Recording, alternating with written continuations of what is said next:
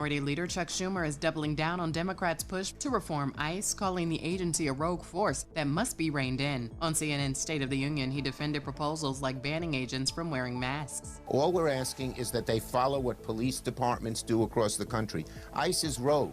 His remarks come as Homeland Security funding expired Saturday amid a bitter fight over immigration reforms.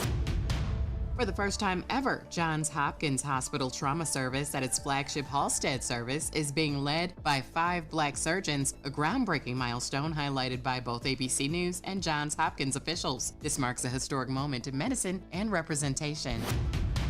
And Wiz Khalifa is mourning the death of his father, Lawrence W. Thomas. The rapper recently announced the news but didn't share a cause of death. Thomas was 63. Get BIN News now on demand 24/7 on the iHeartRadio app. Watch us on Facebook Live. Then hear us on WBOK1230.com. Yo, turn it up. It's Gerod on the air, spitting truth in the booth. We ain't going nowhere. New Orleans City got us hard in the beat, but corruption creeping in, gotta take back the street. But corruption creeping in, gotta take back the street. From the French Quarter vibes to the Ninth Ward grind, he's the voice of the people, yo, he's one of a kind. Talking about the struggle, the hustle, the pain, but with each word he drops, he's bringing power to the game. Gerard on the radio, calling out the lies, bringing light to the dark, keeping hope in our eyes. He's the voice of the people, making changes unfold. In the city of NOLA, we're reclaiming our soul.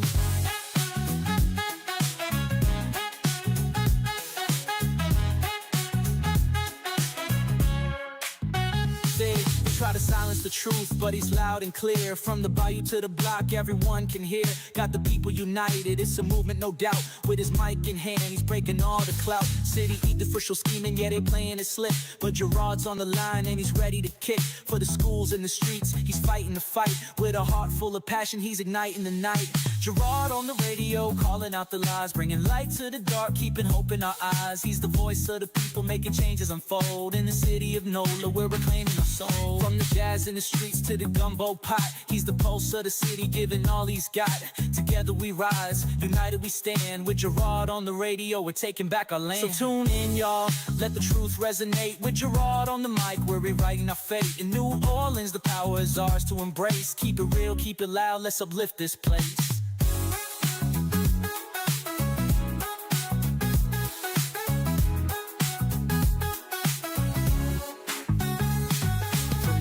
In the streets to the gumbo pot, he's the pulse of the city, giving all he's got. Together we rise, united we stand. With Gerard on the radio, we're taking back our land. So tune in, y'all, let the truth resonate. With Gerard on the mic, we're rewriting our fate. In New Orleans, the power is ours to embrace. Keep it real, keep it loud, let's uplift this place. Gerard on the radio, calling out the lies, bringing light to the dark, keeping hope in our eyes. He's the voice of the people, making changes unfold. In the city of NOLA, we're reclaiming our soul.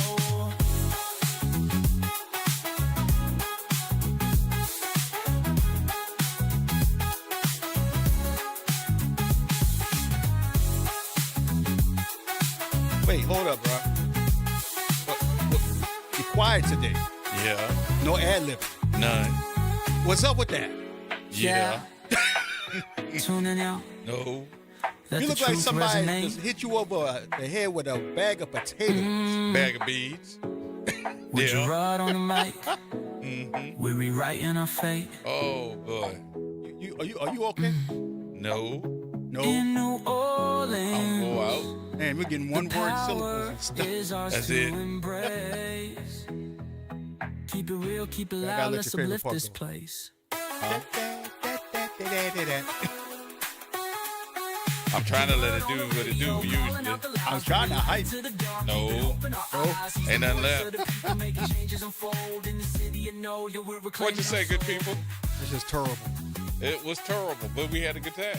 We had a good time. We had a good time. Boy, yesterday was off the Chica Chica chain. I thought you would come. I wanted to come out there, but that party I DJ Monday night, boy, all I can say is bruh. You sounding old. You sounding really old. I'm like, bruh. You sounding really old. I just want to let you know you sound old. I was woed out. We're not woed out. Woed out. You know, woed out is a whole lot worse than wore out. I was woed out. You was woed out? Boy, that Harlow party was nothing nice. Oh, my God. Man, yesterday on Jackson Avenue, you could have seen it all. When I tell you seen it all, not seen it all, but seen it all. Seen it? There is a difference. Everybody was on Jackson Avenue yesterday. And look, and I guess being on the radio and telling everybody we were going to be out there were people that actually came with their chairs. You should know. And sat down right in front of the building with their chairs, their wagons. We had one guy that even brought a barbecue pit. The police had to cut off the street right there at the law office because so many people were trying to park on the side street. Yes, indeed. We were upstairs. We had the sound system going. DJ Susie B was doing her thing on her playlist. She had a playlist, bro. How many Cardi B songs did she play? Every last one of them. Yes, indeed. And wait, clean or cussing? I was going to tell you the unedited versions. Oh, Lord. Yes. There was a lot of unedited. I thought that was supposed to be a family event. It was? And the children knew the songs verbatim. I was like, DJ Susie B, you don't have no unedited? You got edited versions? She was like, nope, I don't. Yes, indeed. So, all righty then.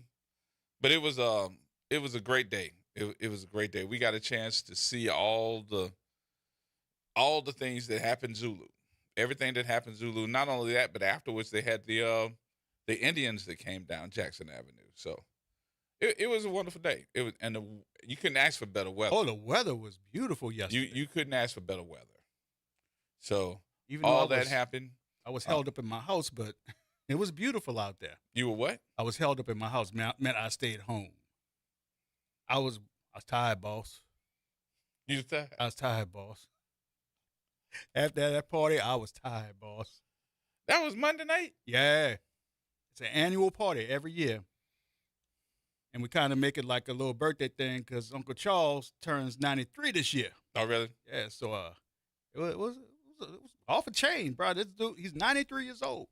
So I know I'm cooked tired. Fish and ribs, and had the whole layout. I know good and daggone well I'm tired. You know why I know I'm tired? Because the 14th of this month was Miss Roberta's birthday. And I did not say happy birthday on the air. Miss Roberta gonna whoop you. Not whoop. She's gonna make you go get because she's old school. She's gonna make you go get a switch. This lady's been and like whoop you. This lady has been like my mama forever. From the day that I met her, which has been at least 25, 30 years ago. Right. She has been my mama. She'll just call me up out the blue. What you doing? Nothing. You hungry? Come over here. I fix some red beans, or I done fix some fish. Now I tell you what she'll call me to do. Cause she likes my fish. She likes me to cook fish. So she'll be like, I bought some fish. I know what that means when she said I went to the store and I bought some fish, or her son went fishing and got all these fish at the house. That means you're gonna clean fish and cook. That means you come on over here and cook these fish. So I usually go over there. I do my little fish delicacies and put them in the grease and fry her some fish. Well, not just her, but I eat some of it too. And then, but she loves to cook. Miss Roberta is a great cook. She's a great cook. But for all those that know Roberta Brown, y'all need to know that she had her birthday last week, and it ain't too late to call her and wish her a happy birthday. Well, Miss Roberta, if you are listening, she listening. Very happy birthday to you from me. And y'all can call her. She don't want me to give out her telephone number on the air. Hey, don't do that. If they showed up at the party, they're going to call her. Don't do that. Yeah, they did. She'll cuss you out. So, y'all know March is coming up. Oh, here we go. This dude's starting a whole month early. I'm going to have my party this year. Lord, what? Yes. I'm going to do a birthday. You know about my birthday parties. Yes, I know quite well about your birthday parties. I'm going to throw a birthday party this year. You know why? Why? I'm turning 60. Who's old? Yep. I'm gonna be 60 years old, man. You acting like Donna when she turned 60. No, I'm not. I'm not. She's listening to them right now too. Donna, get him when he get home. Just get him when he get home. But yeah, we're gonna turn up this year. So I said, I started calling all the folks, letting them know. As a matter of fact, I called Barry over at the vault. I said, Barry, Mr. Barry White. can we do Barry Wright? I know. White. I know. I said, Barry, can we do this party? He just sent me back a text message to let me know we need to put it together. Let's do this. So we got to treat Barry right. We got to treat his people right. Is there going to be lamb shank on the buffet? Huh? Is there going to be lamb shank on the buffet? I don't know, bro. I don't know. But we're going to do it. That I'm lamb not shank going is to do good. I'm not going to do a party for for no luncheon or no. I'm going to do my Oh, you party doing a get drunk party? that night. Yeah. Yeah. Yep. I done called a couple other people that I want at there. I gotta get trying to, you know who I want? Because I done seen her do a party before. And this girl is bad, bad, bad. I want Tanya Boyd Cannon. Oh yeah. I want She can blow. Huh? She can blow. No, you sing. seen the DJ? Huh? You ever seen the DJ? Uh-uh. Bruh. I didn't know she DJ. Yeah. She know how to hype it too. She know how to hype it. So I'm gonna see, can I get her? I already talked to Q from Royal Essence. Trying to get them. And then we just gonna say, everybody come. This place will probably have more people in it that night than ever before. I'm just saying, it's gonna be on like Donkey Kong. They asking me the date already online. They're like, well, what's your date? It's gonna be the end of the month. End of May. Not May, March. But I'm gonna put that out further. Everything's gonna be posted. Everything's gonna be talked about. So we'll do that. Oh Lord, the big 6-0. I know. I still got a couple of years. Huh? I still have a couple of years. Yeah. You know, you gotta really start saying to yourself, you know, you about to be 60. Yeah, bro. Yeah. And I ain't talking about you people that are already 60. I'm just saying, I never been 60 nothing before. It's just like being 30 and going to 40s. But now, I got an AARP card. Oh, I knew it was over for me when I got that. When I turned 50 and that AARP card came right on time, I said, oh, yeah. Don and I were talking about something last night, saying, we're talking about old people having cedar chest in their house with the mothballs in it and whatnot. I said, that was an old people thing. And then I said, wait, hold up. We the old people now. Don't y'all have something? No, we don't have any cedar chest. I have to call Miss Roberta, huh? You should. I just got off the phone with her. I got to make that up because I didn't call her for her birthday. Hold on, bro. I'm going to go ahead on and do it. Just go ahead on and do it. Get it over. Bro, people online being messy talking about get the pool ball stripper. Get the what? The pool ball stripper. Oh, no. No. No. Let me see if she going to answer the phone. Please let her know that she's on the air first. Yeah, I got you. Do-do-do-do-do-do. I just got off the phone with her. She's probably listening and don't want to be on the air. Hello. Happy birthday. Sing happy birthday with me, because you're on the air live now. I'm telling you now, you're on the air live. You're on the air. 3, 2, 1. Happy birthday to you. Happy birthday to you.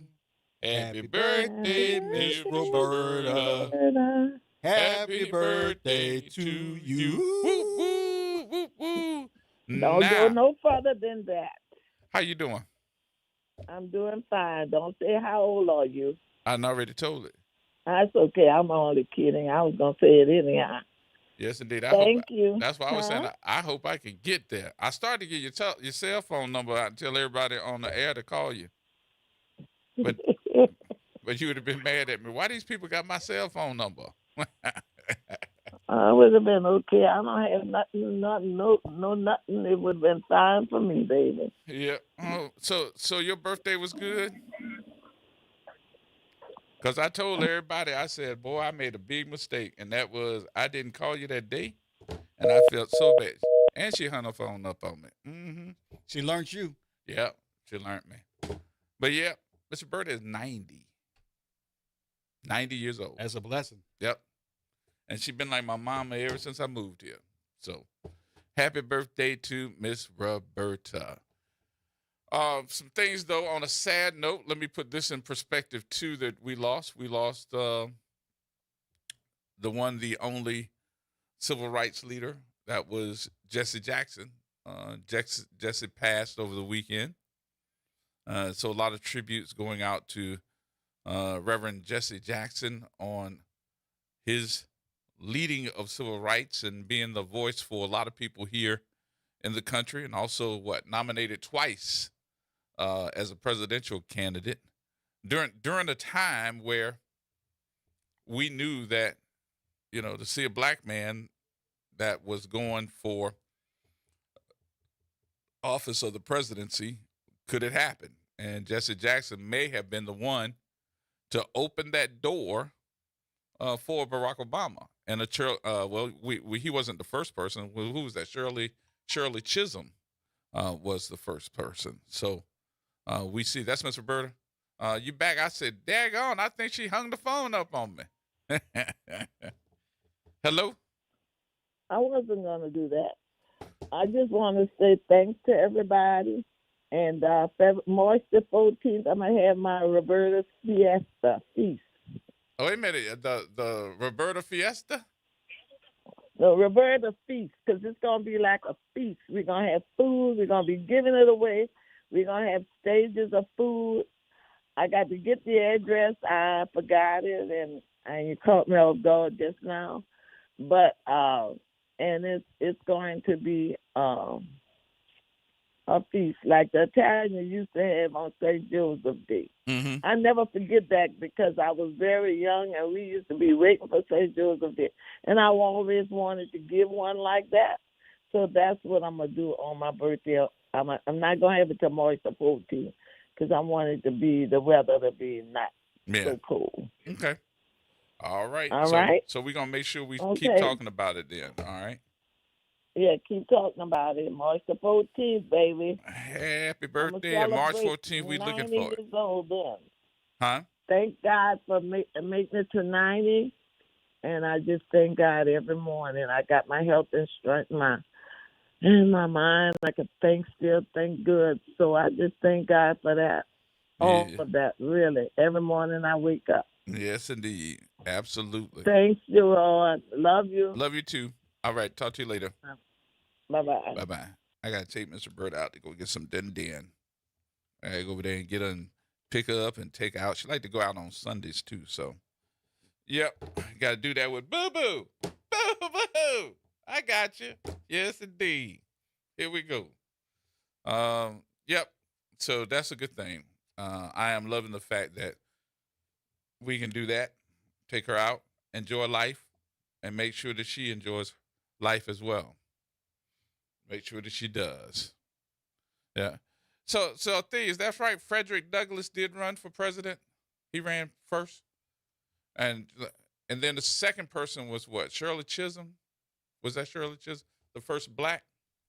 I think. What's the blacks who ran for? Well, what they don't talk about too much is that we had black president at the very beginning. Huh? We had black president back at the very beginning. I think he's on the number $2 bill. You see, if you look at all the congregation, if you look at it, you see clearly a black person in there. And it says Let me see. He was one of the presidents. Here it is, 1848. Frederick Douglass became the first African-American presidential candidate of the United States. His candidacy large preceded black suffrage and coincided with legal slavery in the United States.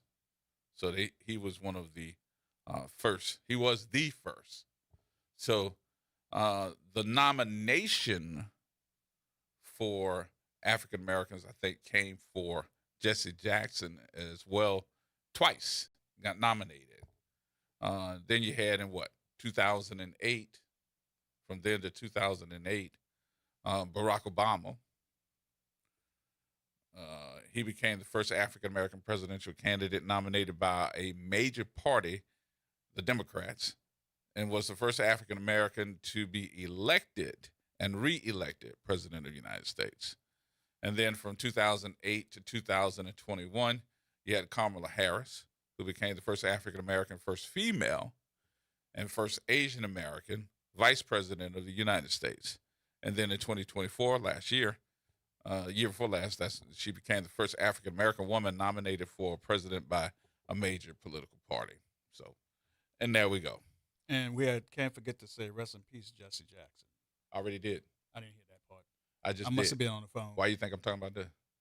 Okay. Yes, indeed. Well, I'm in here busy trying to get the vignettes. No. You know what I'm gonna say to you when you cut the mic off. So. It's the party. Mm-hmm. And then the other person who left us on this past weekend, Dr. Norman C. Francis, who was a big part of the major part of this institution where we broadcast from, which is Xavier University. Dr. Norman Francis, I think education was one of his strong suits for all young people.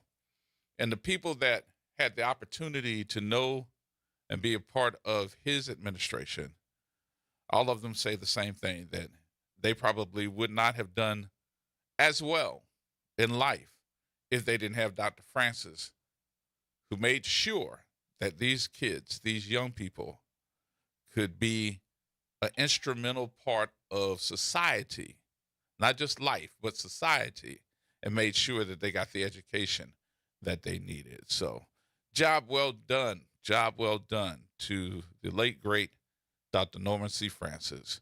We love you and appreciate you.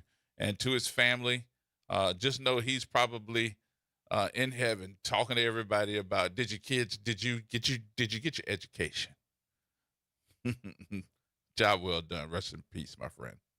All right, we got more coming up in just a minute here. We got to take a break, our first break of the day, and we'll take some of your telephone calls at 504-582-9422. More coming up.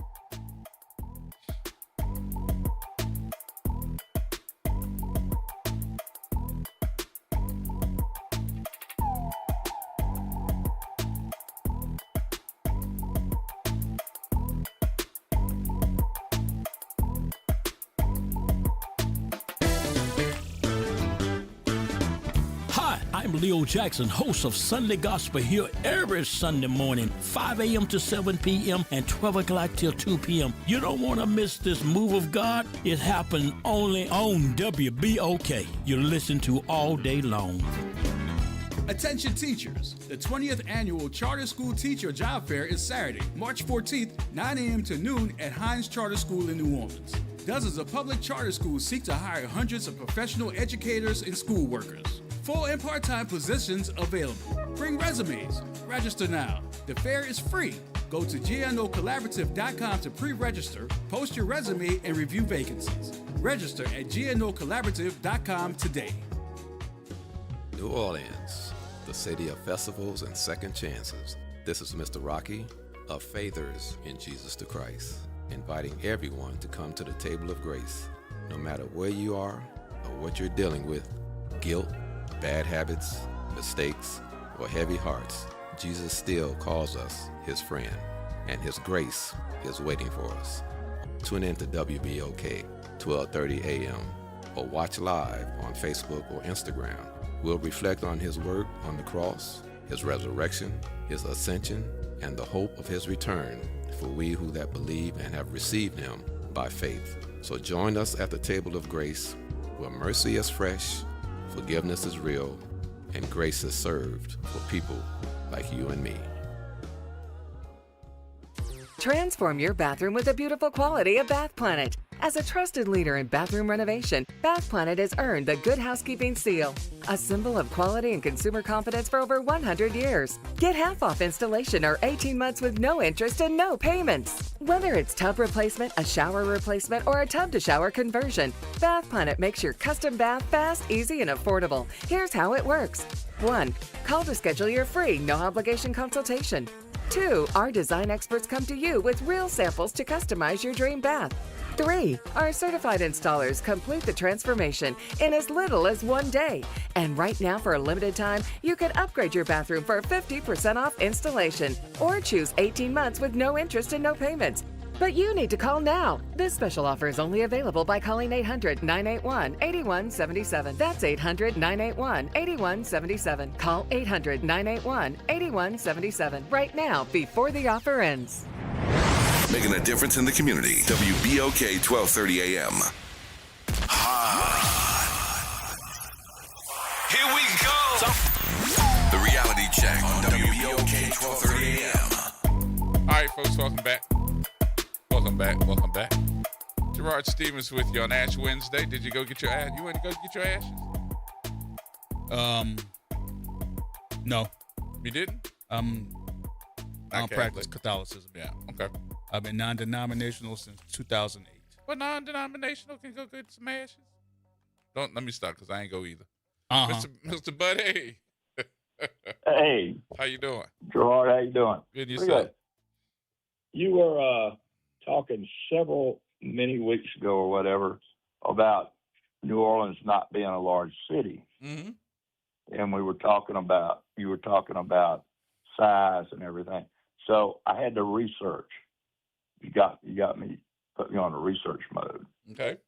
So I found on internet a spreadsheet list of it has 346 cities in the United States over 100,000 in population. So it listed all 346. New Orleans ranked 52nd. Yep. And what I found interesting was, so who are the three in front of New Orleans and who are the three in back of New Orleans? So Aurora, Colorado was number 49. Wichita, Kansas was number 50. And the thing about Wichita, Kansas is, most cities are in one county. Wichita, Kansas is in 4 counties. They're at the intersection of 4 different counties. Okay. That means they got 4 different sheriffs policing in the city limits. New Orleans, Cleveland was next, then New Orleans, then it was Henderson, Nevada, Honolulu, Hawaii, right, and Anaheim, California, which surprised me. But you were talking about markets, and it's medium. It's a medium market. It's not a large market. It's a medium market. No, it's a medium market. That's what I said. So So I was wondering just where we fit in the panoply of cities in the United States. So that's where we fit. So here's some more research for you. Like I gave you some work to do, right? Yeah. Go back before Katrina, if you can. Take a look and see where New Orleans ranked before Katrina, because you had over 500,000 that the population was for New Orleans during that time. So we lost over 180,000? Yeah, but that would only put us in the 40s. Yeah, that's like 10 jumps up. Yep. So that would put you in the 40s, because remember, you're still talking about the top 100, 101 cities, and if we're in the lower 50s, which I think would put us in the 51, 52, somewhere in that population. 52. We're 52. 52. We're behind Cleveland and ahead of Henderson, Nevada, Honolulu, and Anaheim. The other thing I've looked at was their budgets and the city council. Aurora City Council has 10 people. Wichita, Kansas has 7. Cleveland has 15. We have 7. Henderson, Nevada has 8. Honolulu, Hawaii has 9. And Anaheim, California has 7. Budget-wise, Aurora has one. And these are 2024 figures. That's the latest I could get on the internet. Budget-wise, Aurora was $1.4 billion. Wichita, Kansas was $764 million. Cleveland was $2.1 billion. New Orleans was $1.8 billion. Henderson was $913 million. Honolulu, Hawaii was the biggest with $4.466 billion. And Anaheim, California had $2.4 billion. Anaheim? So we ranked, yep. So we ranked toward the bottom in budgets. I think that's because of the cost of living. Number one, you're talking about California, cost of living is going to probably be double than what it is out here. I would think that more than double. Yeah, I would think probably that can't get a house for less than $1 million in I had Anaheim. a couple of people that lived out in California, L.A. I had a buddy of mine. He was telling me about, the house that he bought was almost like a starter house compared out here, and said that and it was $1 million. It was $1 million. Yep, it was $1 million.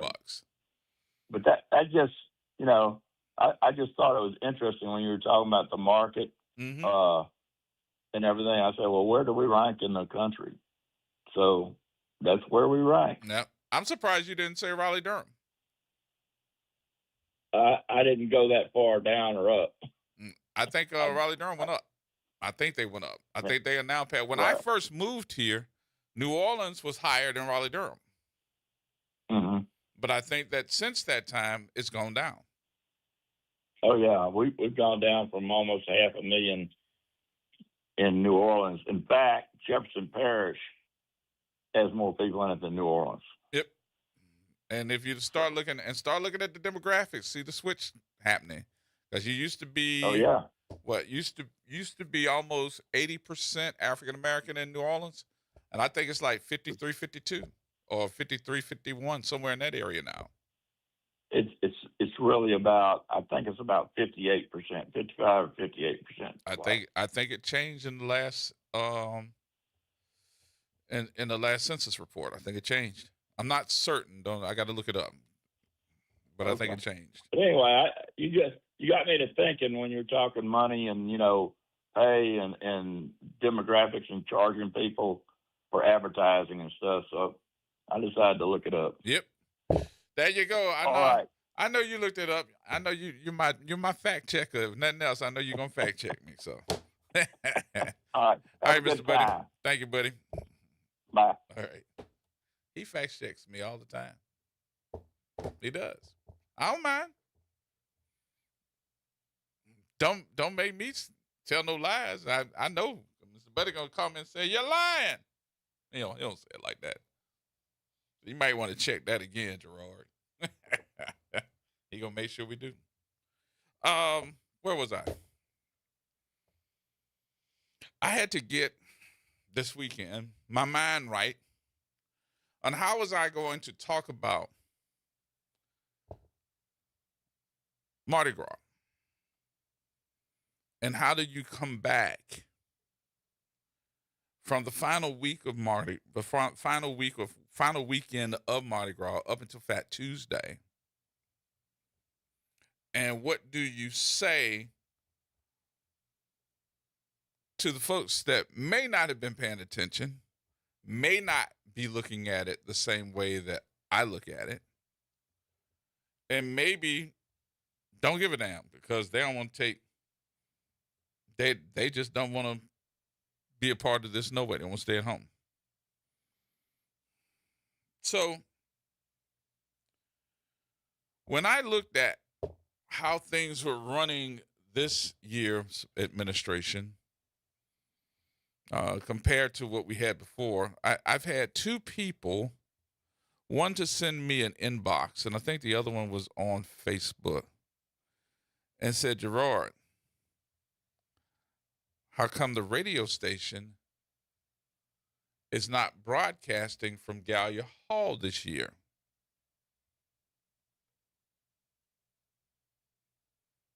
And I didn't answer. I didn't say anything.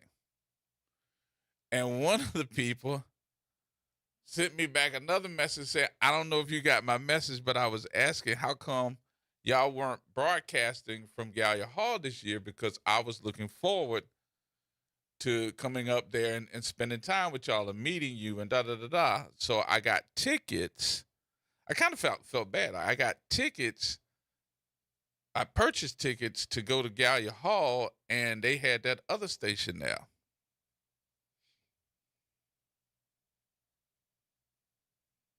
Yep, you are correct. They had the other station there. So I still didn't answer it, but I'm going to answer it right now. Politics is interesting. And the people that make the decisions may not be your friends. I'm trying to sound politically correct, but this is not going to come out politically correct. Listen, the way that a lot of the medias were treating the former mayor, Cantrell, last year, she made it a point to say, you know what? While I'm the mayor, I can make decisions, and these are the decisions that I'm going to make. She took that other radio station from Gallia Hall. She took them and said, y'all are not going to sit up there and just run me through the ground and then want me to do you a favor and give you a perk to broadcast parades from Gallia Hall. I'm just not going to let y'all do it. So she took them down. But on the other hand, since she took them down, we made it a fact to say, well, we got the same equipment or better equipment, and we can do these live broadcasts. So for the past, 8 years, we were doing the live broadcasts from Gallia Hall. Yep. I had to put my two pieces in there. Okay. That was two pieces. Yep. Thank you. Yeah. You're welcome. Mm-hmm. So for the past 8 years, I mean, we were the station for Mardi Gras. We broadcast from Gallia Hall. You saw all the folks. We talked to all the people. We had the mayor on. We had all the city council folks on. I think even Wendell would come up there and do the broadcast with us. Either last year or year before last, Jamie Foxx was on with us because he was at Gallia Hall. I mean, we had a lot of the stars that broadcast with us. Okay? Well, this year, we were not requested, which we kind of figured that was going to happen. Now, am I being salty about the whole issue? Nope. Kind of figured that was going to happen. I know that the administration is not favorable because of the owners of this radio station who well, I'm going to just be honest with you, it's probably because of Troy. He owns the radio station, or part owner of the radio station, and he and Helena, they're not on the best terms. So guess what? You're out. So who does that affect? All of us. Not just him, all of us. So as we were going down St. Charles Avenue, you look at, Gallia Hall, and all you see is the banner for the other radio station, and they sitting there at their little table doing the live broadcast.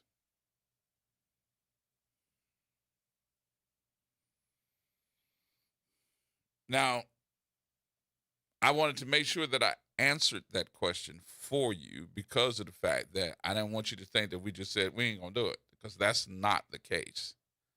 It was just the fact that this station didn't get asked to. After 8 years, we were with one administration and not with the other. And they bought back. And I know the other radio station, they were salty. Oh, they were salty when they lost it. The difference between them and us, we weren't salty. We kind of figured as much because of the politics that goes in.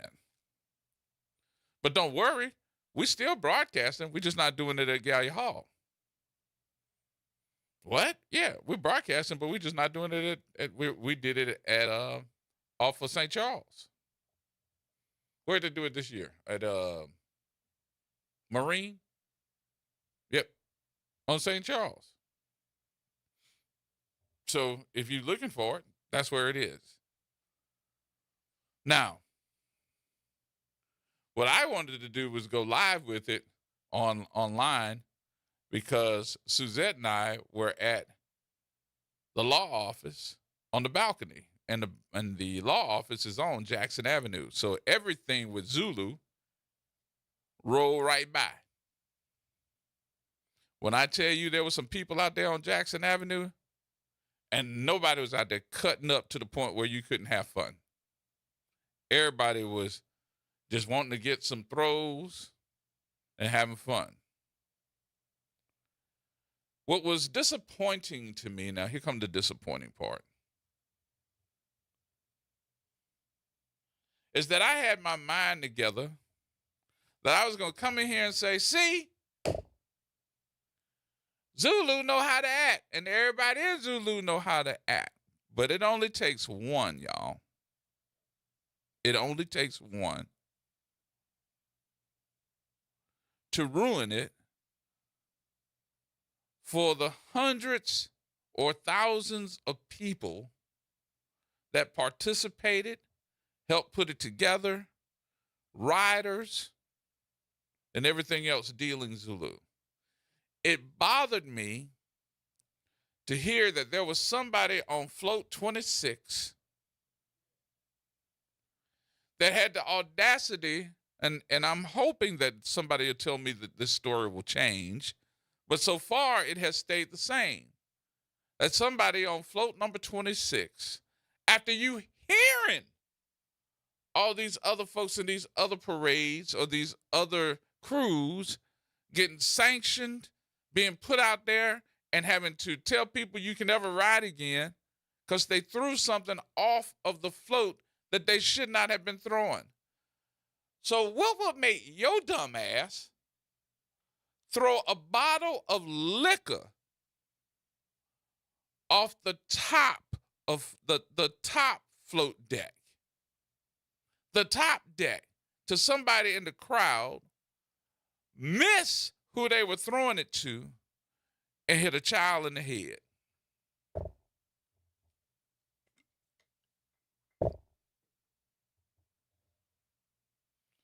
What were you thinking? Oh, I'm sorry, you won't think it.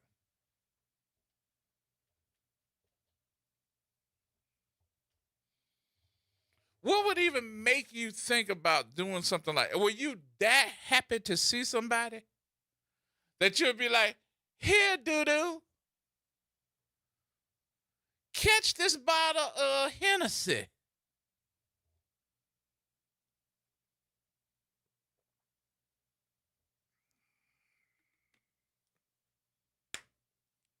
Because I can honestly, and here's the reason why. Wait a minute, should I wait for the break before I get into this? Because I'm going to explain something. How deep are you going? Oh, I'm going to go deep. Let's go to break. You going to do the break first? Oh, because it's getting ready to get deep. I need y'all to call somebody and tell them they need to turn the Facebook on because I'm getting ready to go deep. And yes, it's going to be deep. All right, Janet Jackson. No, I ain't Janet Jackson. That's a different kind of deep. That's a different kind of deep there. But I'm getting ready to do this. I'm getting ready to do this. Let's do this. More coming up, y'all. Tell them to turn it on because it ain't going to be cute.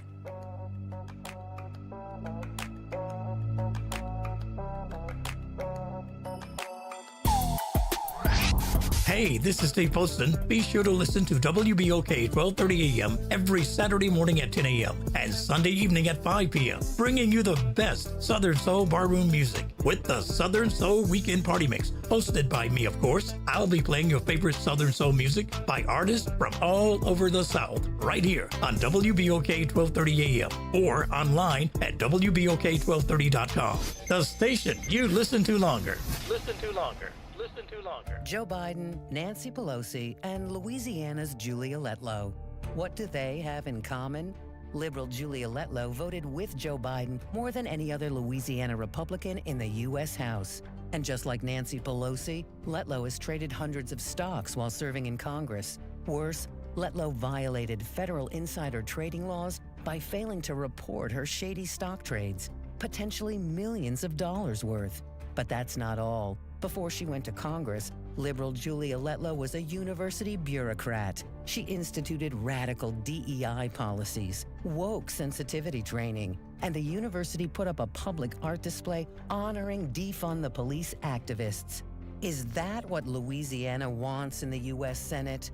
Conservatives just can't trust liberal Julia Letlow. Louisiana Freedom Fund paid for and is responsible for the content of this advertising. Not authorized by any candidate or candidates committee. LouisianaFreedomFund.org. The Ron Kelly Show. Real talk, bold truth. Tune in for your weekly dose of unapologetic conversations that don't dodge the truth or dilute the message. Stay informed on the issues that matter most on The Ron Kelly Show. Every Monday at 7 p.m. on WBOK 1230 AM. Greetings and salutations. I am Edward B. Coulon Smith, chairman of the board of the New Orleans Regional Black Chamber of Commerce. We'd like to invite you to tune in every Wednesday at 12 noon on WBOK to listen in on Black to Business and be a part of the movement that's going on. Thank you. A careless driver can change your life in an instant. Do you know what to do or who to call? If you've been injured in a motor vehicle accident and do not have an attorney, call Auto Accident Help Desk for a free consultation. We can answer all of your questions and estimate the potential value of your case. Call Auto Accident Help Desk and connect with an expert personal injury attorney. Call 800-269-4524. 800-269-4524. Don't worry how to handle your medical bills, lost wages, and pain. We will get you the money you deserve. They got me way more than the insurance company offered. The consultation is free, and you do not pay any legal fees unless we win or settle your case. Make the smart call. If you've been injured in an auto accident, call Auto Accident Help Desk for a free legal consultation. Call 800-269-4524. 800-269-4524. 800-269-4524. From Gentilly to New Orleans East, WBOK is what New Orleans is talking about. WBOK. Here we go. The reality check on WBOK 1230 AM. All right, folks, welcome back. Ash Wednesday in full effect. Did you go get your ashes yet? If you didn't, make sure that you do. As we talk about the parades, everything that we saw, we've seen some revelers that were out here enjoying themselves. And of course, we saw a couple of folks who got in trouble. One of which hanging black Barbie dolls by the beads, by the neck. And a lot of us, saw it and were appalled. We've seen some that have been making excuses for it, but I just don't think there's no excuse for it. Maybe it's an insensitive moment, but of course, you're a grown man. You should have known better. Then, of course, we kept hearing that people were throwing things from the floats. And the last thing that I would expect was to hear that somebody on float number 26, I don't know if that's your number or not, would end up throwing a bottle of liquor, alcohol, off the float at somebody or throwing it to somebody. I'm not going to say it was throwing it at. They could have been throwing it to somebody. And it hit a child. Bust a child in the head. So now You the topic of conversation. There's no ifs, ands, and buts. They're going to tell who you are. They already got the float number. Do you really think that everybody on that float is going to take the heat for you? If they have not already told, which I do think that they already told. Now, I told you I'm going to go a little deep, so I am.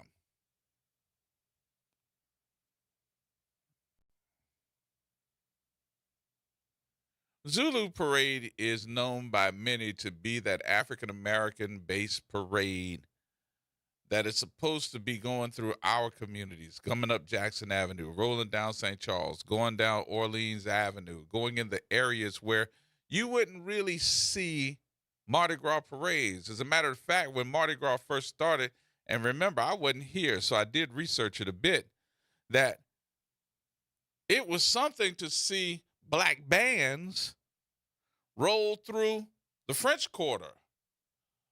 And to hear St. Aud when they talked about going through the French Quarter and being called everything but a child of God and being spit on. Do you realize that this parade is a lot bigger than anything that you could ever be? It don't necessarily mean that, it's so much history behind it. When we started talking about, y'all remember we got into conversations at one point in time about the blackface. We had to talk about the history of the blackface. We had to talk about Zulu and their floats, why they didn't own the floats. We had to talk about the membership, why they got white people in there now. We've talked about so much with this parade amongst ourselves. Why in the hell would you be on this parade after you paid all that money, got all them throws, hearing in the news these other parades that got in trouble for throwing crap, trinkets, hitting people, hitting children, hanging baby dolls, black baby dolls? Why in the world would you, of all other parades, and I ain't saying this is good on nobody's parade, but on this one, because you are now the topic of conversation in every newscast, in every paper, and it's not a signal or a sign of you, it's a signal and a sign of the whole 42 float parade. Don't even nobody know your name. We just know it was float number 26. I don't care if you was drunk. I don't care if you had a little sippy sip before your ride. I could give a half ass. I really don't care.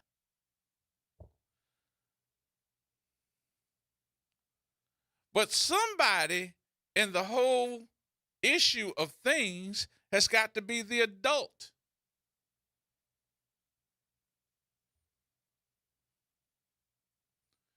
You done violated all the rules.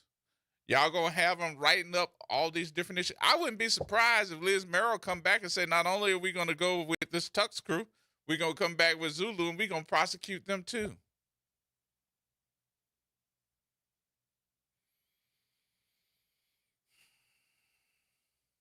Why though? For what reason? Were you that excited? Please tell me this had to be your long lost sister or your long lost brother that you ain't never seen before. Please don't tell me that's your friend that lived across the street from you that you done put on Facebook or any other social media saying, I'm going to be on float 26, look for me. Because all of y'all did that. I'm going to be on the right side, float number 26, in the front or in the back. Please look for me. I see your ass every day. What in the world? I can't even tell you who you are because you blackface.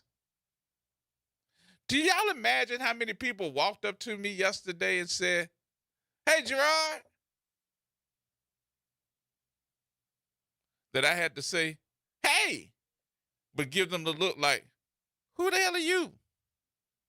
And they were looking at me like, "Hey, I'm so and so." The only person that had blackface that I realized who they were yesterday, I ain't even gonna tell. I ain't even gonna tell it.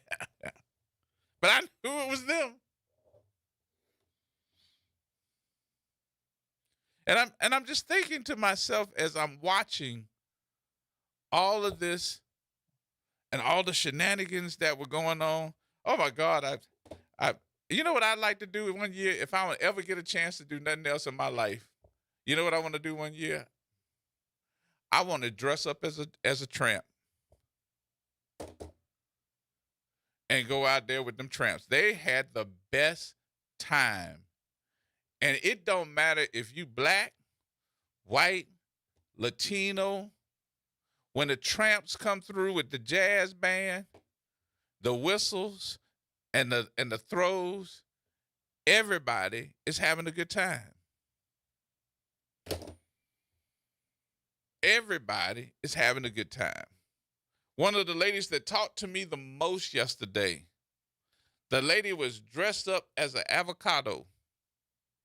She really was. She had on an avocado costume. She was a Latino.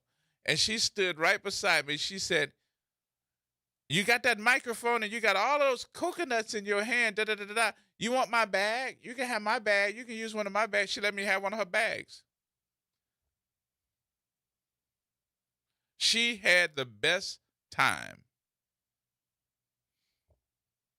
Now, nobody can probably prevent there being zero accidents or incidents from being out there, but I got to bring this one up too. Because this one got me too. And if you go on Instagram, it only takes you to scroll down just for a minute. And I'm telling you, if your kids don't know how to act, the young people don't know how to act, Mama, Daddy, you need to make them stay home, because I was so tired of seeing the fights. And what really got me was the ladies, young girls, were out there fighting more than the fellas was.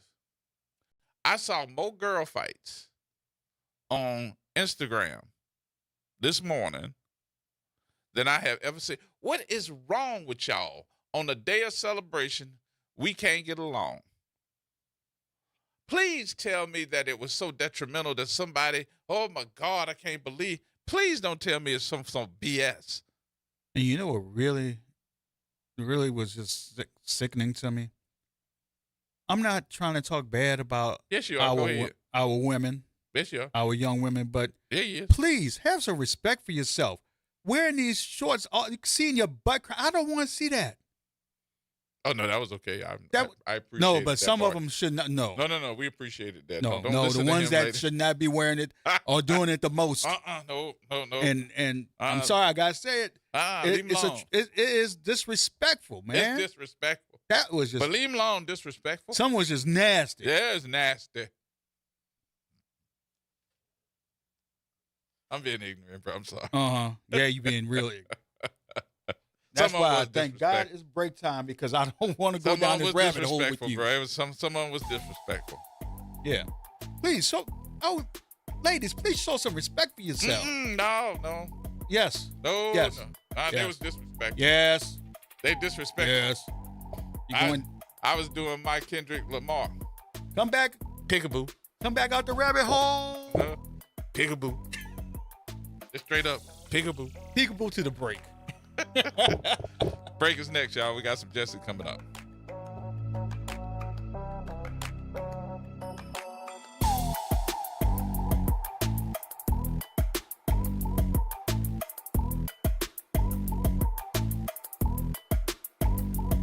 From the campus of Xavier University, WBOK Go and Equity Media Station.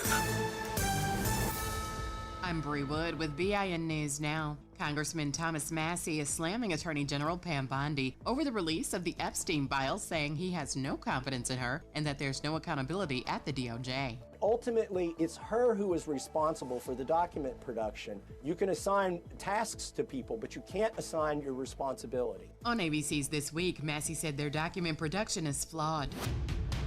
A convicted felon is back behind bars after Louisiana wildlife agents say he was spotted carrying a 3 to 4 foot live alligator through packed carnival crowds on Bourbon Street. Officers also found marijuana and a gun on 25-year-old Urel Johnson, leading to multiple charges. And a new documentary is shining a spotlight on NBA legend Spud Webb, who made history as a 5'7" slam dunk contest champion. The film is set for release later this year. Get BIN News now on demand 24/7 on the iHeartRadio app.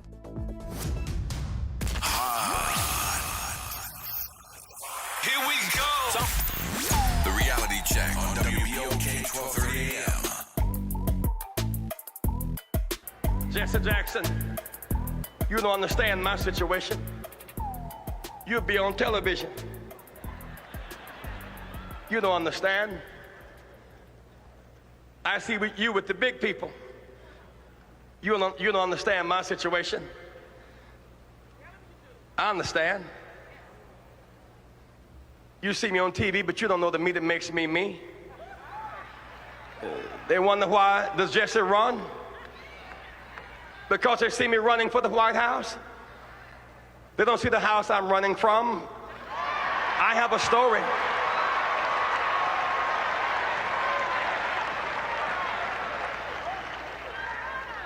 I wasn't always on television. Writers were not always outside my door. When I was born late one afternoon, October 8th, in Greenville, South Carolina, no writers asked my mother her name. Nobody chose to write down our address. A mama was not supposed to make it, and I was not supposed to make it. You see, I was born a teenage mother who was born a teenage mother. I understand. I know abandonment and people being mean to you and saying you're nothing and nobody and can never be anything. I understand. Jesse Jackson is my third name. I'm adopted. When I had no name, my grandmother gave me her name. My name was Jesse Burns till I was 12. So I wouldn't have a blank space. She gave me a name to hold me over. I understand when nobody knows your name. I understand when you have no name. I understand. I wasn't born in the hospital. Mama didn't have insurance. I was born in the bed at house. I really do understand. Born in a 3-room house, bathroom in the backyard, slop job by the bed, no hot and cold running water. I understand. Wallpaper used for decoration? No, for a windbreaker. I understand. I'm a working person's person. That's why I understand you, whether you're black or white. I understand work. I was not born with a silver spoon in my mouth. I had a shovel programmed for my hand. My mother, a working woman. So many days she went to work early, with runs in her stockings. She knew better, but she rolled runs in her stockings so that my brother and I could have matching socks and not be laughed at school. I understand. At 3 o'clock on Thanksgiving Day, we couldn't eat turkey because Mama was preparing somebody else's turkey at 3 o'clock. We had to play football to entertain ourselves. And then around 6 o'clock, she would get off the Alta Vista bus and we would bring up the leftovers and eat our turkey, leftovers, the caucus, the cranberries, around 8 o'clock at night. I really do understand. Every one of these funny labels they put on you, those of you who are watching this broadcast tonight in the projects, on the corners. I understand. Call you outcast, low down, you can't make it. You're nothing, you're from nobody. Subclass, underclass. When you see Jesse Jackson, when my name goes in nomination, your name goes in nomination. I was born in the slum, but the slum was not born in me. And it wasn't born in you, and you can make it. Wherever you are tonight, you can make it. Hold your head high. Stick your chest out. You can make it. It gets dark sometimes, but the morning comes. Don't you surrender. Suffering breeds character. Character breeds faith. In the end, faith will not disappoint. You must not surrender. You may or may not get there, but just know that you are qualified, and you hold on and hold out. We must never surrender. America will get better and better. Keep hope alive. Keep hope alive. Keep hope alive. Yes, indeed. As we remember, Reverend Jesse Jackson on this day after he passed. So, job well done, sir. What you say, Mr. Galloway? Whoa, what's going on with my good people down in New Orleans? Oh, man, you the man. How you doing, brother? Oh, no, man. I told you, bro, I've been down in Trinidad, man. You did what? I was in Trinidad. You in Trinidad? You went? I was. Yeah. Oh, man. I told you, man, I just got back today. I try to lose my passport every day. I hear it in your voice, boy. You sound like you tired.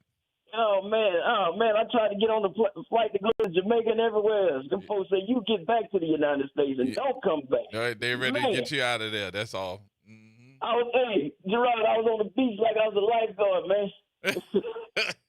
I was snorkeling. I'm trying to. I bet you were. I bet you were snorkeling. Man, my wife, she played a trick on me, man. I'm not good up on technologies. I'm just book smart. Mm-hmm. But she bought me some sunshades, right? Mm-hmm. So I'm got some shades on.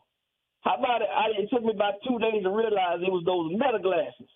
Yes, indeed. So everything I was looking at, she was looking at. Yeah, she was basically recording everything you was looking at. Everything I said, man, I ain't figured out, man, till some say recording. Nah, she got you. Hey, I ain't do nothing wrong, man. I was just on the beach. I was a beach bum, man, but I bet. It's a sight to see. But, I bet. You took sand to the beach. Oh, man. Yeah, well, hey, I tell you what, I'm just leave it at this because there was a whole bunch of sand out there, man. But, they are more interested in our carnival. They try to understand the similarities and the difference. They don't understand the float stuff. Because, everybody there, they ain't walking.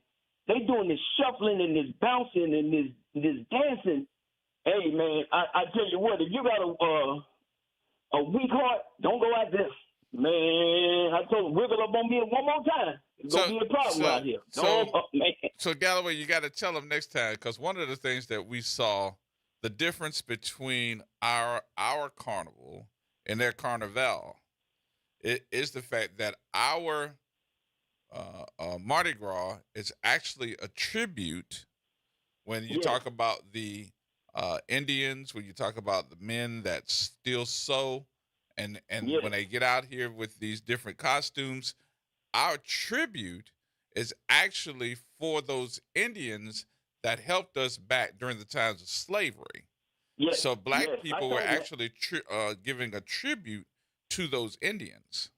Yes, I told them that, and they actually have some indigenous tribes also that actually march, men and women, and their costumes is not as elaborate as ours, but they see it because we were sitting there at the bars and stuff, and I was showing them, the different Mardi Gras Indian suits and stuff. They was amazed by the colors, and I was telling them some of them feathers come from South Africa and stuff, and they was like done this by hand, and I was like, yeah, it's all done by hand.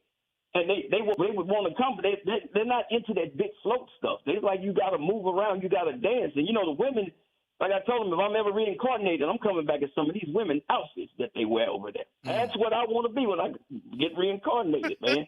But it was something to see, man. But, man, I was. That was your first time going? No. Okay. We've been a couple of times. This is the first time that I was spied on, I can tell you that. After the invasion of my privacy. I went 1 year, and I got to tell you, I'm like you. I ain't want to come home. I tell you, man, it's something to see, man. Because, and there's a crew over there. I forgot the name of the crew. I don't know if they still do it or not. It's a crew that does not believe in the wearing of the costumes. They paint the costumes on them. Yes. Yeah, they was there. So it's body paint. Oh, they were. Yeah, it's the body paint and the they didn't have feathers, but it was costumes that was made out of stuff. Some of them was feathers, but the majority of them, they were all dressed the same though. Like, they all had on thongs. It wasn't too many. It wasn't too much left for the imagination for some of those women. But that was their tradition, and they have like these grandstands that you can go sit in, and out next to the grandstand they have these nice tents where you can sit like with couches and stuff, and full service bar and everything you need, and they just pass right by you, and it was just something different. What amazed me was the lack of fighting. It wasn't really no fighting. Nope. Really wasn't really too much drunkenness.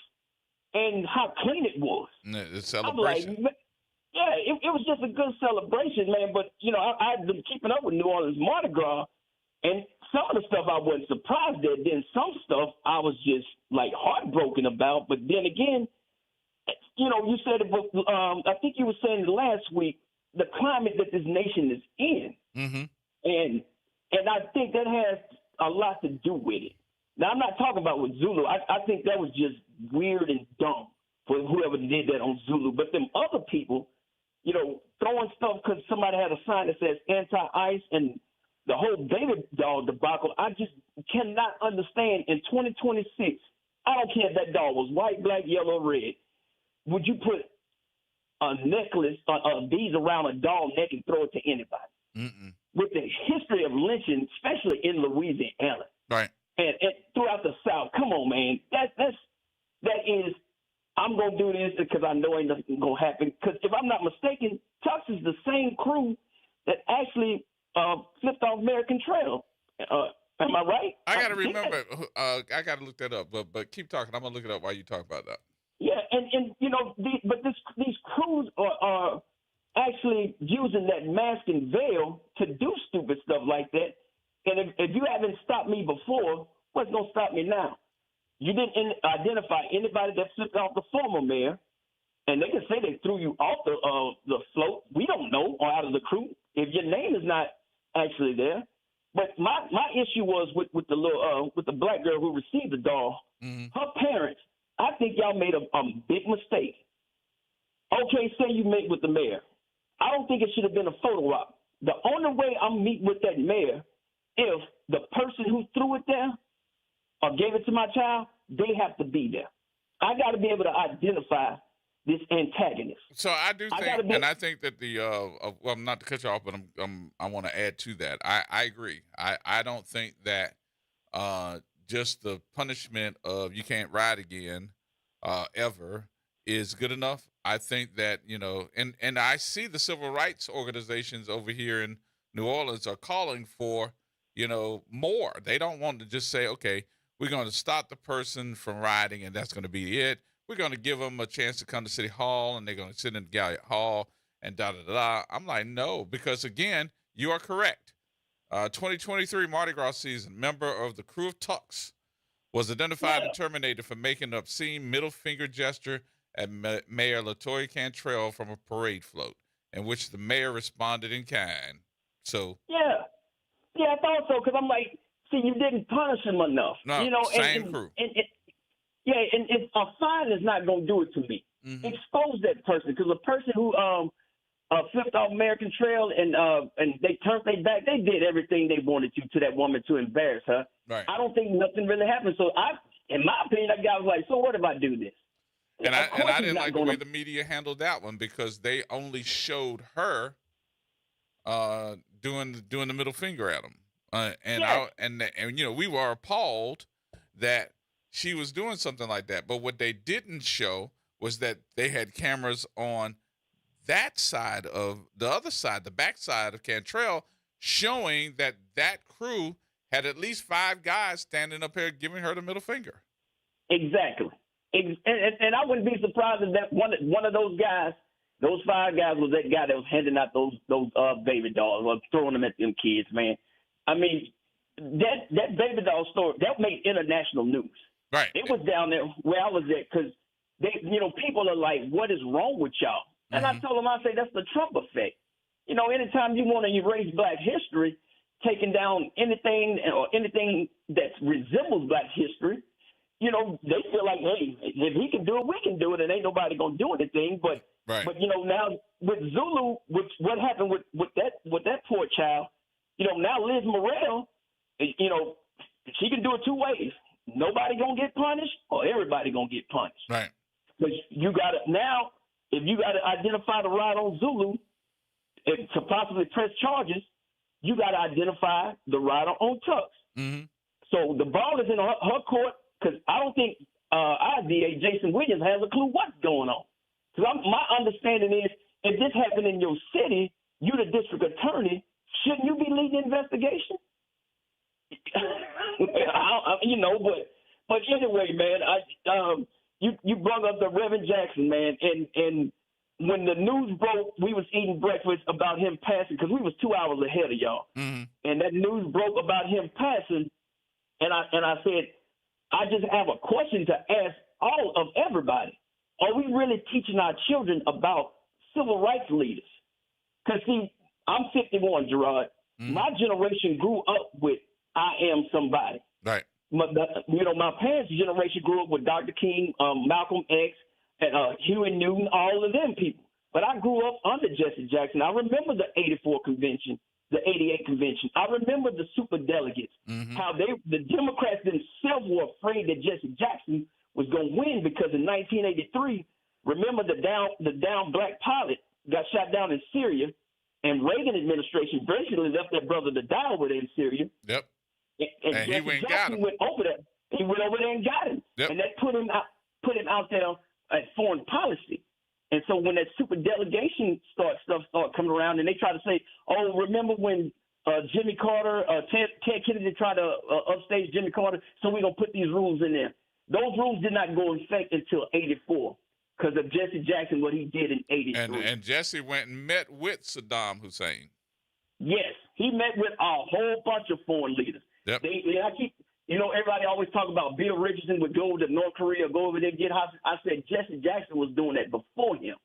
I said the thing was, Reagan did not want to acknowledge what Jesse Jackson did. If you go back and look at that speech when the hostage came home, you can see the disgust in Reagan's face that he had to take a back seat to that black dude, because we know Reagan didn't really like black people, man.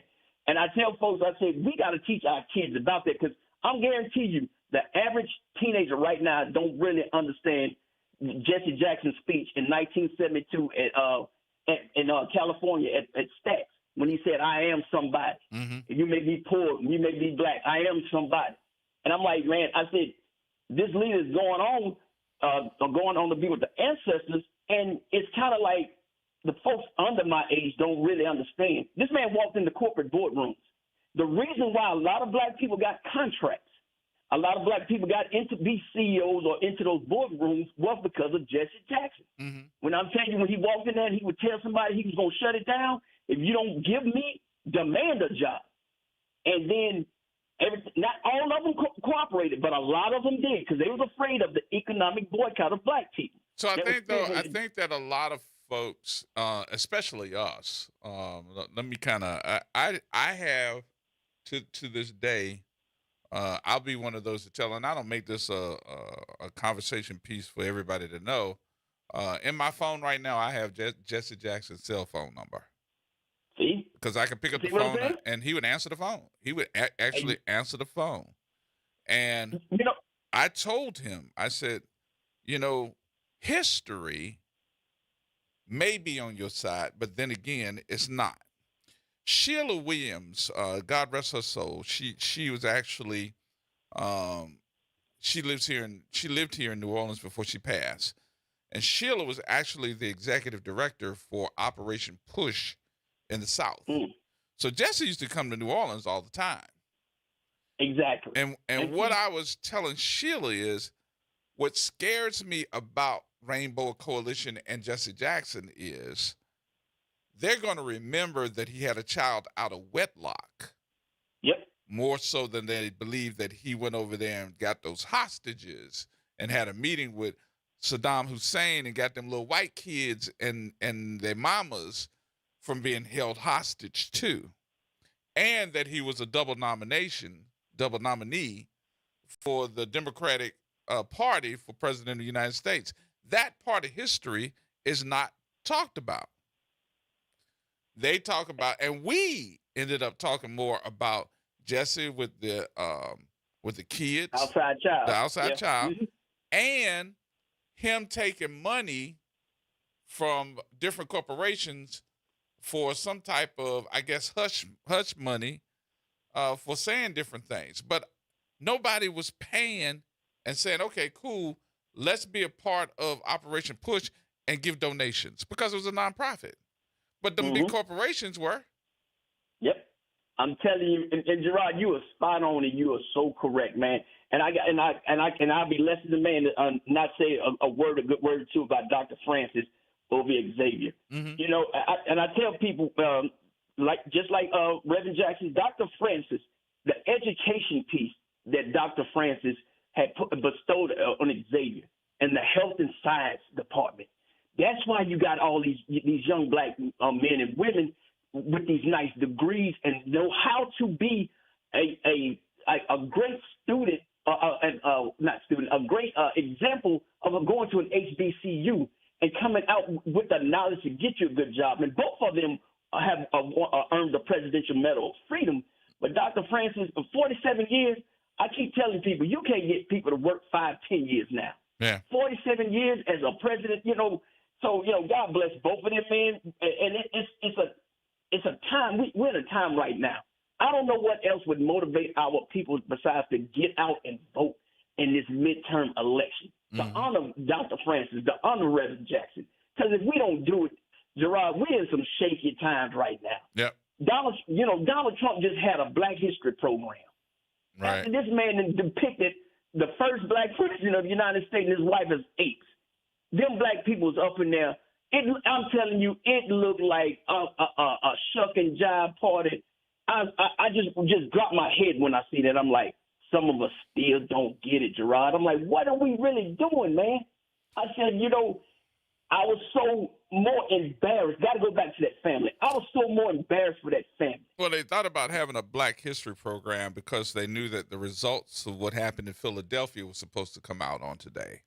And that was that I think the appeals court in the state of Pennsylvania was on the side of those lawyers that took this administration to court to stop the removal of all of those acknowledgments of Black history that they had hung up in Philadelphia, because they were taking them down by the museum. And those lawyers went to court and sued the Trump administration for taking them down because they said that this was history and stop acting like it didn't happen.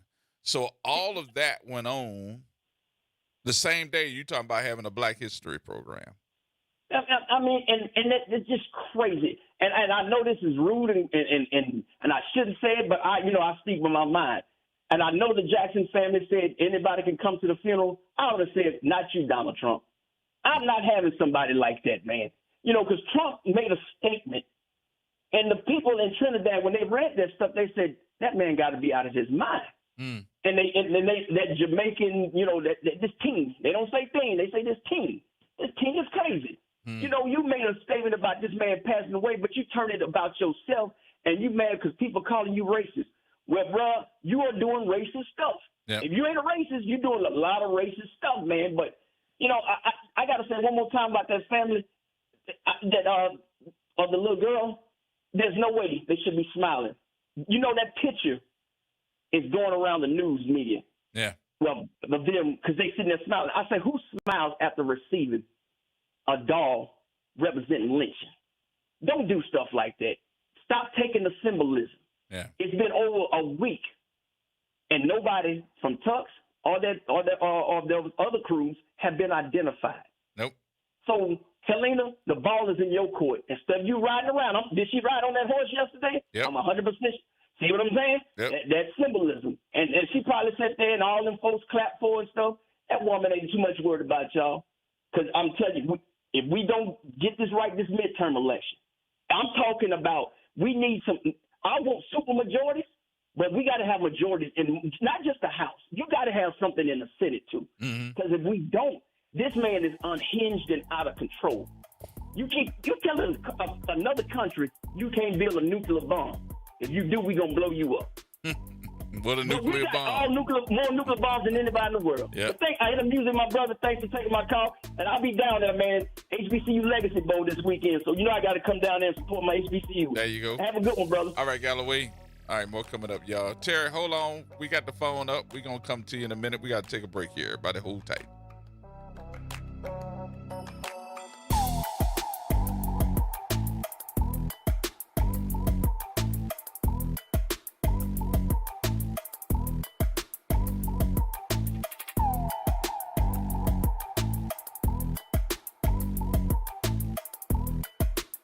This is the Bloomberg Black Business Beat, brought to you by FidelityInvestments.com.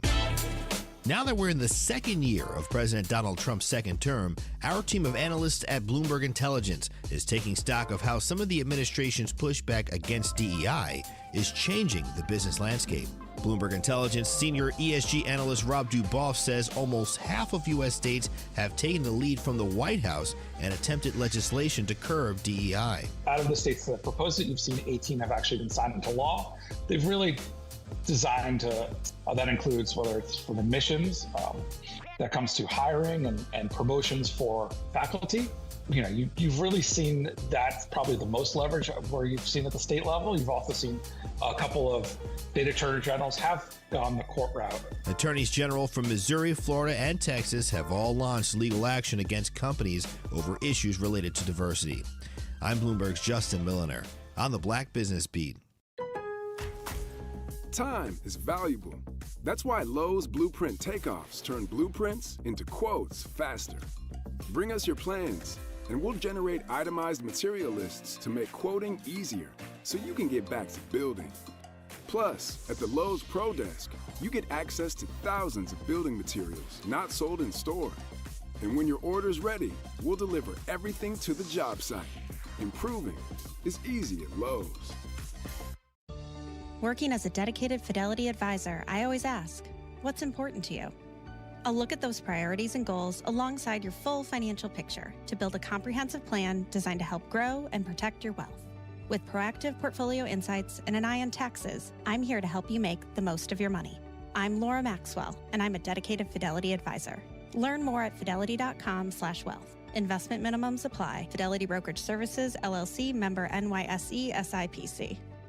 It's off the top with Norman Robinson on WBOK 1230 AM. Well, Jesus, take the wheel. I am totally outdone mentally and spiritually to learn that the Black Conservative Federation is twisting itself into knots, scrambling to defend President Trump after he posted a video depicting former President Barack Obama and his wife Michelle Obama as apes in a video supposedly about voter fraud. The video was posted on Trump's social media platform, and it immediately drew a storm of anti-racist backlash. Tim Scott, a Trump ally and the only black Republican in the U.S. Senate, called it the most racist thing he has seen from this White House. However, he did not say it's the only racist thing he's seen from Trump's White House. Subsequently, the video was taken down, which resulted in, ironically, C.J. Pearson, a prominent black conservative, to issue a statement saying, quote, "This particular clip was obviously posted in error, and I'm glad to see that it has been deleted," end quote. That part was good. But then he continued, quote, there is not a racist bone in President Trump's body. Really? End quote. That part wasn't good.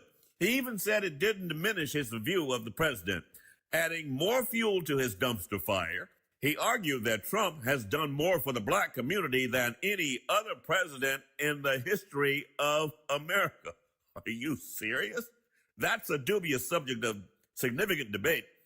What is not up for debate is Trump having a white supremacist mindset.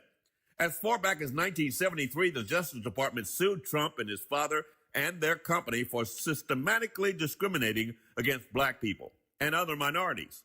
His presidency and his administration has been marked by a litany of disparaging characterizations of people of color. He has unleashed an unprofessional and undisciplined squad of violent immigration goons to discriminately arrest Hispanics in the country illegally or otherwise without due process. Trump has put immigration bans in place, mostly prohibiting immigrants from countries inhabited by people of color. Can you say Somalia? While enthusiastically welcoming whites from Europe and South Africa. Against this record of apparent racism, I find it very difficult to believe that the hateful, disgusting, vile, historical racist trope of the Obamas was mistakenly placed there by a lowly White House staff member. Trump refuses to apologize, insisting the mistake wasn't his. That is no surprise coming from an individual who has a history of being cruel, vindictive, unaccountable, untruthful, and untrustworthy. So why expect a man filled with racism, hate, and other cruel, vindictive things that he said over the past to apologize for what he clearly believes is okay? This is Norman Robinson off the top. Welcome to Chemical of the Month from the Community Scientist and Rise St. James. This month's focus is polycyclic aromatic hydrocarbons, or PAHs, formed when fuels like oil, gas, wood, or trash are burned. These chemicals can enter the air we breathe and settle into our soil and water. Many PAHs are known carcinogens, adding to the health burdens faced by communities living near industry. Learn how to protect your health at risestjames.org. Greetings and salutations. I am Elwood B. Coulon Smith, chairman of the board of the New Orleans Regional Black Chamber of Commerce. We'd like to invite you to tune in every Wednesday at 12 noon on WBOK to listen in on Black to Business and be a part of the movement that's going on. Thank you. This is Andronika Morris, host of Put Housing First. Join us every Tuesday at 12 o'clock, where we will discuss how housing affects every aspect of our lives and what's necessary, what's needed to guarantee housing for all. Join us every Tuesday at 12 o'clock as we dig down deep onto the issues that affect all of us. Interest rates and inflation are out of control.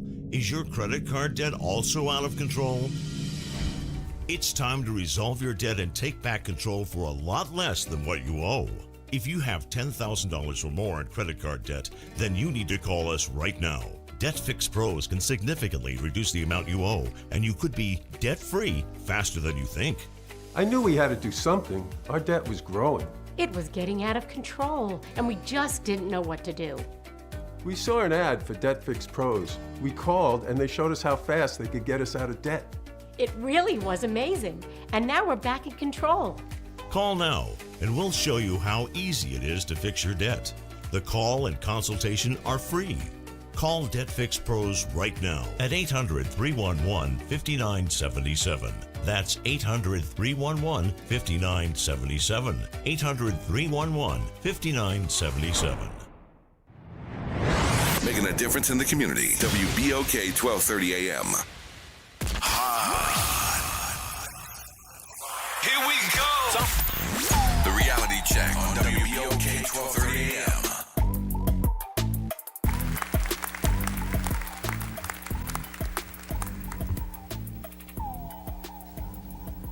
Good afternoon.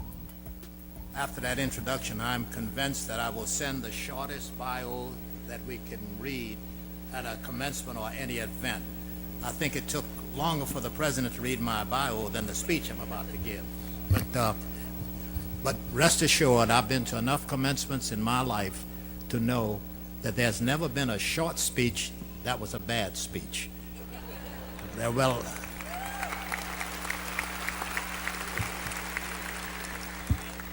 you believe that?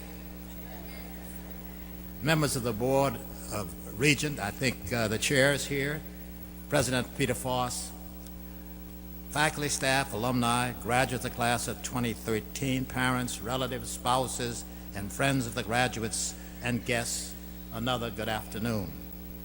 You know, I am honored and pleased to be here for this special commencement.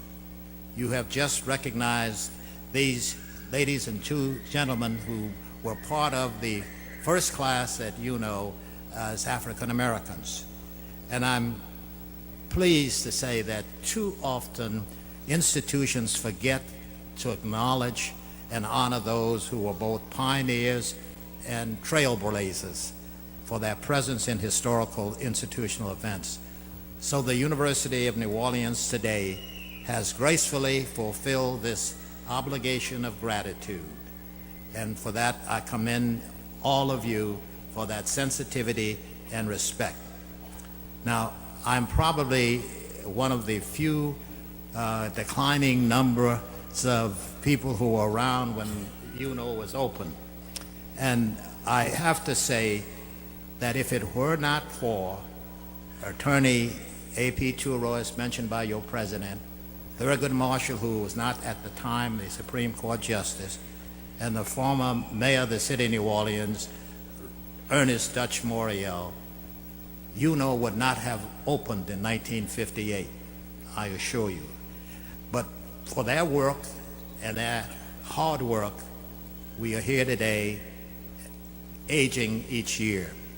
But I want to congratulate the faculty and staff and administration for their leadership then in 1958 and now. And I do that and ask them to continue their resilience of this institution during those long, and I mean long, decades of pervasive challenges. I know the challenges that UNO has faced over the decades. You have been resilient, and I ask you to continue to do so. I was privileged to collaborate with every UNO president since its founding, and I am proud to know that we have continued that relationship. Now, the honor of being here today is not simply to reminisce about the past, although for those of you who do not remember the past, you are bound to repeat its failures. So today, I want to talk about today. I mean today and the realities of today. When you, the graduates, were working hard to secure your degrees, virtually nations the world over were marred in confrontations, political disasters, the denial of human rights to their own people, and they were giving serious threats of nuclear catastrophes elsewhere in the world. And the extraordinary electronic creations brought these world experiences into our living rooms. We saw them when they were happening. And we then realized that we are all global citizens and that we are impacted by events around the world, directly and indirectly. Thousands of miles away, we get impacted by what is happening around the world. Now, researchers and thoughtful people started assessing if the problems around the world are what they are, how are we doing in the United States on the quality of life issues and productivity? Now, these are the standards that rate the quality and decent living conditions as well as the potential for countries to achieve, and parents and spouses and relatives to achieve parity for themselves and their children. Where are we in the world? Well, when the research was done, to some great surprise, what surfaced in comparisons was that this great nation was falling behind on the global scale. And to give you an example, When we were number one in youngsters graduating from high schools, we have now dropped to 5th. From number one in major research in science, technology, and growth for the future, we're down to 17. I'm reminded, and those of you who read about it, when Russia put up its Sputnik, John F. Kennedy said, we're going to the moon. We're back at that stage. In comparisons internally in the United States, for every measure on the quality of life issues between those who have and those who have not, the playing field is not equal. And for educational attainment, health services, employment, economic levels, housing, the disparities between those who have and those who have not, percentage-wise, has not closed. In fact, we believe they are widening, and that is not a happy thought. Now, let me be very clear to this audience. The statistics I've just read apply to all Americans, but they are exacerbated with regards to one's race, gender, color, or economic circumstances. If you are poor, you are at risk. If you are a minority, Hispanic or African American in particular, you are at greater risk. If you are uneducated or undereducated, you are at risk. If you suffer from debilitating disease, mental or physical, you are at risk. If you are addicted to drugs, you are at risk. And if we as citizens of this democratic nation do not address or narrow these disparities, each and every one of us is at risk. This is especially true in educational attainment. And I want to quote something that has been said so many times. Any nation that believes it can be uneducated and free is wishing for something that never was and will never be. Now, why am I talking about failures and disappointing realities at a celebration of a commencement? You know, we should all be happy and celebrate. Well, put simply, it is to remind the young and the not so young that our best hopes for achieving a more just and humane society is sitting ready to receive their degrees. They are our future. They have shown their willingness to sacrifice to achieve a university degree. They are being prepared or have been prepared to lead now, and they are our future peacemakers and teachers. And yes, they must indeed celebrate today. However, they are the chosen ones, and their obligations to earn a living as they wish to do and share their talents for the common good and general welfare is non-negotiable.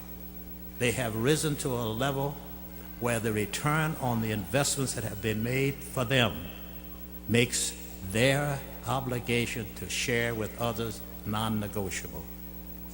Their names are going to be called in this commencement in a few minutes, but their names have already been called for service to their country. And first and foremost, they must be willing to bring a greater degree of togetherness in a nation that is showing past examples of divide and conquer, as well as the propensity to blame or ignore victims of benign neglect. These graduates, I know, have shown resilience and commitments to people in need. Their value to this country is the rationale for today's celebration. So my message this afternoon is to ask them to continue to further their education to the fullest of their talents. Do not be afraid, graduates, to lead. You are the best examples to promote quality education from the cradle to the grave. And you may have the best chance to break that roadway leading from the school to incarceration facilities. I want to repeat that. You may be the best people for the future to break that roadway that's out there right now from the schoolhouse to jail. UNO needs your support in the future as well, so you have two obligations. Now, if these graduates don't act, who will? Leadership is the return on this investment. And to this audience, this faculty and staff, alumni, and its board everywhere, we need more of these graduates, men and women of goodwill. You are special, class of 2013, and it is perfectly clear to anyone who can see, walk, listen, that we know every day how much further we must go.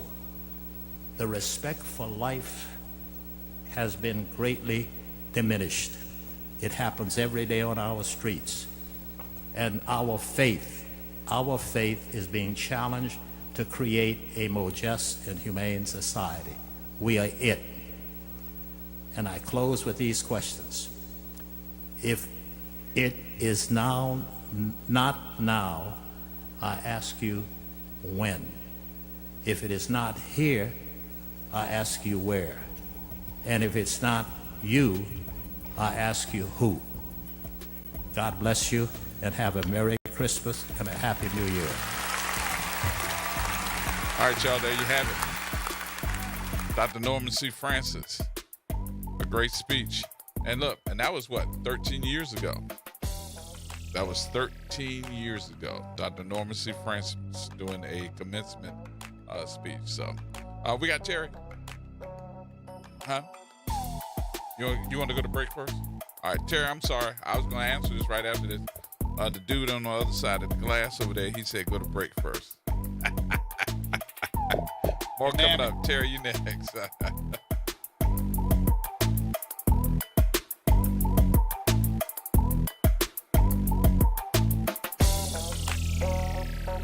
AURN News. I'm Ebony McMorris. The attack on the press did not start with my arrest. It is the government trying to muzzle me, to make me unable to report on one of the most historic cases, not just in our state, but in our country. That was independent journalist Georgia Fort speaking outside of a federal court where she had just entered a plea of not guilty to felony charges linked to the January protests inside St. Paul Church. Federal prosecutors allege Fort was part of a conspiracy to disrupt religious services under the FACE Act. Fort maintains she was on the scene strictly to report on the demonstration against a pastor who is also an ICE director. Her legal team signaled they are ready to challenge the prosecution's versions of events. Serious concerns about statements that the government has been making, and we think it's important to shine the light of day on what happened behind closed doors in the grand jury. For AURN News, I'm Ebony McMorris. Real issues, real talk, real solutions. Miss an episode of The Reality Check? You can catch every episode anytime. Search WBOK Media on your favorite podcast app to tap the bold commentary, real-time reactions, and powerful perspectives from the people and leaders shaping our city. Download, share, and rate it 5 stars, because the real ones always stay informed. The National World War II Museum. Located in the Warehouse District of New Orleans, the National World War II Museum tells the story of America's experience in the war that changed the world, why it was fought, how it was won, and what it means today. Visit them online at www.nationalww2museum.org for time tickets and safety information. Ladies and gentlemen, boys and girls, welcome to another open enrollment update. Who do I have on the line today? Hi, you're speaking with Vanessa Scott of BSG of Louisiana. Can you tell us a little bit about what is open enrollment? The open enrollment period is for Medicare members that want to change from one plan to another. Why is open enrollment so important? Because a lot of people missed out on the annual enrollment period, so they need to have a one-on-one review. And if you have questions or concerns about your Medicare plans, what should you do? You just pick up the phone, call 501 504-621-3687. We even come out to your house. Zero cost to them. Get with BSG of Louisiana for your Medicare review. For church groups, senior communities, or disability organizations, call 504-621-3687. We are an independent insurance agency providing information about Medicare-related insurance plans. We are not connected or endorsed by Medicare or the U.S. government. Indulge in an intimate evening of beloved standards and contemporary tunes with the Jazz and Heritage Concert Series on Saturday, February 28th at 8 p.m. featuring the new jazz standard with Stephanie Jordan. Don't miss her timeless and distinct voice live at the George and Joyce Wein Jazz and Heritage Center in New Orleans. This event is in person only. Don't miss out. Tickets are just $10 and available at jazzandheritage.org. Get in on the conversation at 504-582-9422. Here we go. The reality check on WBOK 1230 AM. All right, folks, right back at you. Man, Stephanie Jordan, they get ready to do a concert with Stephanie Jordan? You ever seen Stephanie Jordan concert? Bruh. I went to, actually a friend of mine, I ain't going to call his name, but we went to Baton Rouge. This is several years ago. We left here and went to Baton Rouge because we wanted to go see Stephanie perform with her band. It was an outdoor event. And, man, when I tell you, she threw down. And I know she teaching them kids. Well, she's bad. I know she teaching them kids off a bullet. I don't know what the school is. I know she's doing the teacher job. But somebody need to tell all those kids over there, y'all need to go see a teacher when she perform. I don't know they're going to be able to get in the club. She can't sing. She can sign. Yeah. And the tickets ain't but $10. Yeah, that's a good price. Shoot. In this day and age, yes. Yeah, exactly. Shoot, any day and age, $10. But yeah, they said Stephanie gonna be performing. Yeah, I'm a fan. I'm a groupie. Stephanie Jordan, y'all go see Stephanie Jordan. I know that's gonna be good. Very good. Terry, you still with me? Yeah, I'm still here, Gerard. Man, let me start with I apologize, brother. I just had all that stuff That's at the all right. same No, time. I love hearing Dr. Norman Francis speak. Yeah, how you doing? I'm doing okay. How was your Mardi Gras? I just want to, It was all right. It was all right. It was nice. I just was hoping and praying that they had no major incident like shooting. So it turned out good. Mm-hmm. Yeah, that's good. They had a lot of fights though. That's what was concerning me. And I tell you, and I may sound a little chauvinist, but I was really disappointed to see all the women, the young girls that were out there fighting. I was like, for what? For what? I don't know. And then they took all those ATVs from them boys that was riding those four-wheelers. They had about 15, 20 of them lined up, put them on the back of flatbeds, and it was the state police. They should have known better. Yep, because it's illegal. It's illegal. All right, but Gerard, I know we ain't got that much time, but I just want to be brief. I remember back in school at Carver High School years ago, Jesse Jackson came to our school and he made that tremendous speech of, keep hope up alive and, I am somebody. And immediately after that, he got everybody to register. And I registered the next day to vote. Somebody else put that online that he was the main reason why they got a chance to vote because he had put that out and they went and voted. Was that you that put that online? Yeah, that was me. Oh, that was okay. me. And I'm just telling you, a lot of my friends, a lot of my classmates, they registered.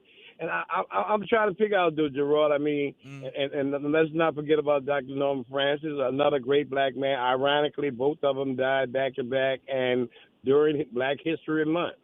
And I mean, two tremendous leaders. We have lost two tremendous leaders. This is a question I pose to you, Gerard. Where is our next generation of this generation, our children's generation? Where are their leaders at? What happened to the leadership? I just don't see it. I mean, they got some guys, and I know they got Jasmine Crockett. She's an outstanding congresswoman. You know what I'm saying? I'm just where are the leaders into this new millennium and stuff? I want you to answer that for me.